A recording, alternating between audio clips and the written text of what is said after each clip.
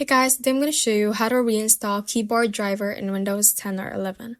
I'm currently using Windows 10, but this should also work for Windows 11. First, what we're going to do is to do a right click on the Start or Windows icon right here. And after that, click on Device Manager. And the Device Manager should open.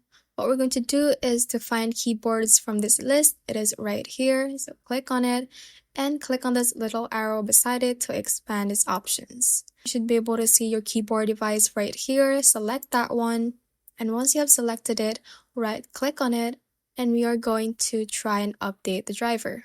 Click on Update Driver and click on Search Automatically for drivers. If it says the device is already installed and it does not fix your problem, we can close this one. And the next step would be to do a right click on your keyboard device again and click on Uninstall Device. Once you have done that, click on Uninstall and that keyboard device should be uninstalled. You can do that for the other device as well if you have two or more on the list, and click on Uninstall once again. And once you have done that, we click on the Action tab at the top and click on Scan for hardware changes. Once you have done that, restart your computer and see that your keyboard problem should now be fixed, and you will be able to reinstall your keyboard driver. The next step would also be to right-click on the Start or Windows icon again and go to Settings.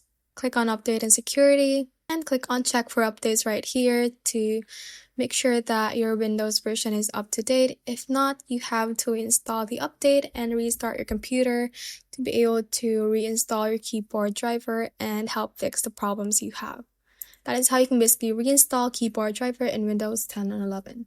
Thanks for watching. If you found this useful, hit that like button and subscribe for more videos like this.